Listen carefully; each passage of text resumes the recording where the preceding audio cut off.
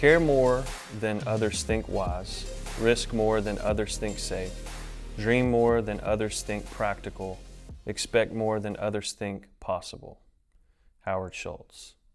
So the reason I read that quote is because I believe that that word there about caring describes Telesystems. You guys put a level of care into your work, and over the years you have brought that to your customers, and I think that's what's really set you apart in your reputation as a local business. And so today what we're going to be doing is our first podcast episodes of this new podcast we're calling Founders. And basically what that's going to be is just sitting down with business owners, leaders, founders who basically we can have conversations with, hear their stories, hear lessons that they may have learned or want to pass on. And so Marty, starting off, take us back to what the world was like when you actually started Telesystems and what made you start it. Well, we'll have to go all the way back to the mid-1980s, which I know that's a long time for y'all guys, but Bell System had a monopoly in the phone business. No one was able to do anything in the telecommunication phone business other than them. You had to rent your phone, and people couldn't really afford to have but maybe one phone in their house. But my dad worked with Bell South at that time, and he knew that the breakup was happening soon. I think it happened in '85. I'm not exactly sure of the date, but that did open it up. And he's the one that gave me the idea that it might be a good time to maybe start piddling in that area, because no one else knew anything about it unless you worked for the phone company. Yeah. So it sounded good to me as a young person at that time. How old were you? Good grief. Well, I was probably in my late 20s, early 30s.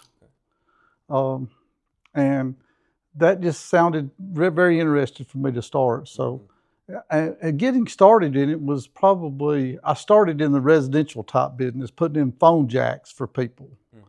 My dad kind of taught me a little bit of that. That paid good money at that time for me. And then it went into phones. And then after a while, businesses quit renting. They didn't have to rent their phone systems from the phone company anymore. They could actually buy their phone system. Bad thing about it, there wasn't a whole lot out there for them to buy, so that's kind of, I got involved in it at that time, which was a good time to get involved in it. But I had to self-learn a lot of that. You didn't go to school to learn it. Right, they didn't have YouTube. No, you didn't have YouTube, watch YouTube videos to learn how to do it. So you had to kind of just piddle with it on your own. My dad helped a lot, and people that I know in the phone business helped a lot.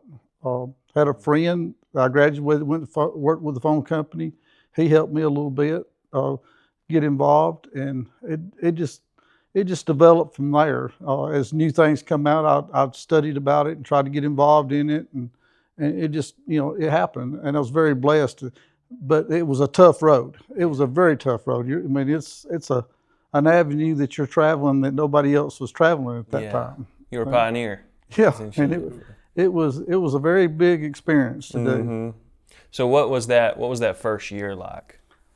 First year was just a dream. Oh, really? Basically, there wasn't a whole lot of business out there. You can imagine people was very gun shy about having a young man, do anything for their phones or anything like that, and so it was very lean. I would say that first year, which a lot of that was something that had to develop. I was still working a job and doing that on the side. For the first year, that was just a hobby, basically. I got started in as just a hobby. And then it developed on from that. For the first several years, it was basically a hobby. Because you got to understand, there wasn't a whole lot of that going on anywhere. And the more and more people, they found out, hey, I can turn this phone system in and not have to pay them $200 a month. I can buy my own little phone system, not have to pay anything hardly. And that started catching on pretty quick. And then business picked up over a period of time. Still very lean, starting off. And I'm sure anybody that starts in something like that is going to be the same situation. You're going to have to be patient with it. Right. And, thank goodness I was patient enough to stick with it, because it was very, very hard. Yeah. And starting a business is very, very hard. Mm-hmm. Yeah, and that's what I hear too. It's like, in the first years, so you got to hunker down and just stick with it. Yes. That's the key. And you didn't, back then you didn't have technology at your fingertips like you have now to self-learn stuff. I mean, it was from experience you had to learn things, and that makes it even slower for it to develop. So yeah, you couldn't find any mentors when you're the pioneer. No. Okay, and just so people know, what all does Telesystems do? We're a business communication company. That's basically Telesystems started out was just telecommunications. That's putting in business telephone systems, like Marty was saying. And then I'd say, 15 years ago, we got into the business telephone service, like he was talking about, like AT&T or Bell South back then.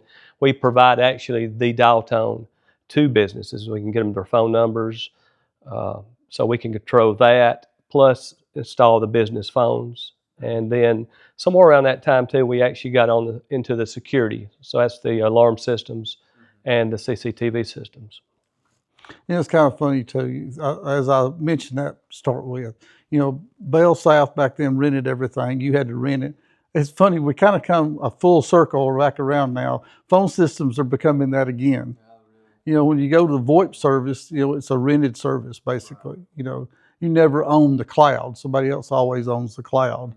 But you rent space in that cloud for your phone service. And it's kind of the same principle where we started from in the phone business. We're getting right back to that. But if it hadn't have been for the split up of Bell South, we would not have the technology that we have today. We would probably still be using touch-tone telephones and stuff like that, because there was no need for them to develop stuff like that. When you open up the market for, I hear a lot of people talk now about, wanting free this, and don't understand free market is what makes things happen. You competing against me and me competing against somebody else makes everybody better. And that made the phone business better. It was rough for the first few years in business systems out there, but that developed in what we have today. I don't even think we would have these today if it hadn't been for that breakup. I never thought about that. Competition breeds excellence. Yes. Accountability too. Accountability, yep. When somebody gets in control of something, they're the only people that's controlling it. Corruption, high prices, all those things happen. Competition keeps that price down, keeps them reliable, keeps them competitive, and doing what the people want them to do, what they want. At what point did you come to work for Telesystems, and tell us a little bit about that process and journey? Okay. I'm a graduate of Hopesville High School in 1988, and right out of high school that fall I started in what Marty said I guess didn't exist at that time, was a trade school. It's Gaston State Community College in telecommunications. So I started that journey in '88, and about close to 2 years into that, I got a job offer with a national company in telecommunications. So I worked for that company for several years, and I was doing a lot of traveling. Keeping the roads hot, and I really didn't like that. So I went back to a business college, not knowing basically then what the future held, but learning about business and started telecommunications on the side, just like what Marty started out with, putting in jacks for people's houses, because cordless phones were not, they wasn't really out. So everybody wanted a jack somewhere in their bedroom or something. So I was doing that, and then a couple years later, just come knocking on the door of Telesystems, and you came knocking on their door. Yeah, yeah. Wanting to know if they was hiring, and filled out an application, and that was in '96, and started out as a tech. Had a good bit of experience because I was in the telecommunication, and I guess I feel like they valued me, and then from there they offered me a part ownership in the company, and 30 years later, me and Marty are equal owners in the company. That's awesome. How long were you a tech before that happened? I would say when they offered me like a part ownership in the company was probably 10 years in? 10 years, or probably a little less than that, somewhere around there. Yeah. I know growing up, since this is my dad, something that you kind of instilled in us, and I feel like probably speaks to that journey, and maybe Marty can vouch for it, is if you treat a business like it's your own, it'll carry you far in life. So can you speak a little bit to that? Was that kind of your mentality when you came in just as a tech, you know? Did you ever dream that, you know, you would be part owner of the company one day, or? No, but I've always inside of me, you know, I always wanted to further myself. You know, I always wanted to do things to the best of my ability. I guess growing up in a Christian home and a follower of Christ myself, you know, I wanted to treat others the way, you know, I expected to be treated. And so even in your job, you know, you're supposed to do your job to the best of your ability. And I wanted to see, you know, that was the company I was working for. I wanted it to be successful. Right. So, you know, I put 100% into that. Yeah. And until this day, you know, I still want that for our customers to treat, you know, I want them to feel like they are, I mean, the service that they receive is outstanding, the way they want to be treated.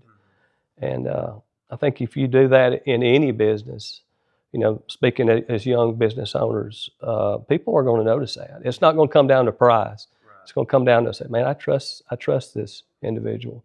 They really care about my business.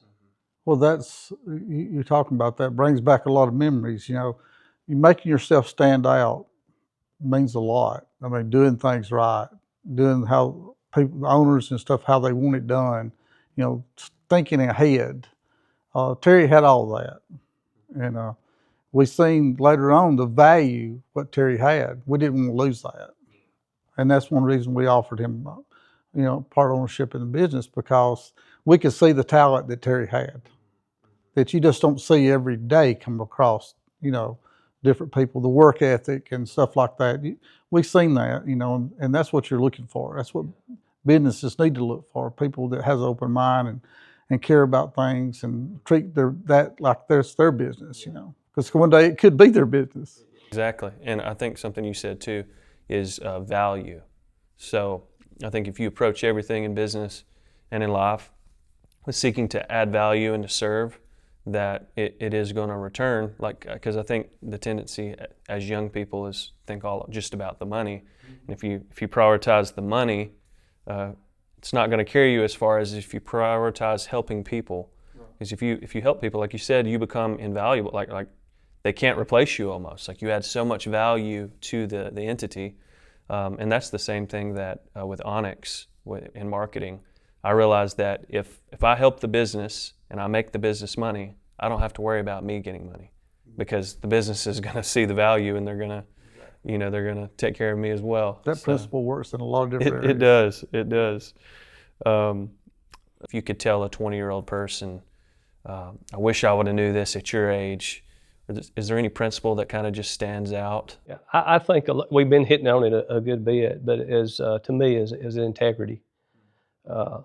It's honesty, because it's so easy in a business to see how you could be dishonest just here and make a lot more money and make a lot more profit. But I you know, even my whole time through Telesystems, I've seen there was always honesty. You know, like billing stuff. No, we're going to do it right. As a young business owner, if you do that and you basically, whatever you say you're going to do for that customer, you go out of your way to do it. Your words, you know, is your reputation. And the integrity through the years, 35 years, has been there. And I think people see that in us. And it's so easy to ruin your reputation or your character. You know, do what you say you're going to do. You know, show up when you say you're going to show up. Return a phone call. It goes a long way, like Marty said. I would think something else too, that be patient when you get started, because don't go out and get a bunch of debt and thinking that throwing money at something's going to be the cure of all, because it's not. You know, like the work ethic, the things that you put into it, don't strangle yourself down with debt to get started with. If that's one thing I could do over again, I wouldn't borrow as much money as you think you need to borrow to do things, and start off lean. Try to make the business start paying for itself, and and things like that. You'll have a lot less stress on your life. Put it that way. Yeah, I'd like to just add one more thing onto that, because when you was asking about, I was to sit down in front of a young person, think about starting up a business, and what would I tell them is the biggest thing of all is keep your priorities in order. And that to me is, being a follower of Christ is God first, not just first when I wake up in the morning, but first in everything in my life. Because when you do that, the honesty, the customers see the trust, they trust us. But then under that is your family. Your family shouldn't be neglected because you're starting a business. You're pouring all these hours and not at all spending time with your family, because God never intended us to neglect our spouse or our children. So when you keep those things in order, and then it goes down to your job, God's going to bless you, and He has. That's part of the name too, that why we're calling this podcast Founders, for multiple reasons. People who start things, pioneers, leaders, but also that idea of that they're building on a foundation. They're building on a foundation. For us is Christ, that God-centered view of life. Absolutely. When we build on that, and we've witnessed it, this has only been 1 year of business for us, and we've already seen just God's grace and goodness to us has overflowed. And it's not because of, we deserve it. It's all grace. But it constantly reminds me that I do need to stick to the foundation. Because if you start drifting from that foundation, like you said, your integrity, everything else will start to follow. But if you build on Him, He'll take care of the rest. Now, I like what one friend of mine says. He says, "My bread is my bread." God, meaning that God is going to provide what you need as long as you're faithful in doing the work to the best of your ability. Like Colossians says, is whatever you do it with all your might unto the Lord, not for men, but for God. When you do that, you will stand out. Like Marty said earlier, you will have a level of attention to detail and care that is not typically found, because it's rooted in just this idea that I'm here to serve. I'm here for the name, not my name. That's good. Yeah, that's good. I appreciate you inviting us to say that. Well, I'm glad you came, and I think a lot of what you've said today is super valuable, and I know that the men and the people that we bring into this room are going to add a lot of value to their lives if they can learn these lessons early on. That's why I started out with that quote. I'll read it again now that we've said everything that we've said, because it makes a lot more sense now. So, care more than others think wise, risk more than others think safe, dream more than others think practical, expect more than others think possible. So I think that kind of almost sums up a lot of what we said today, is that we set the standard, we go above and beyond, and our businesses will do well for it.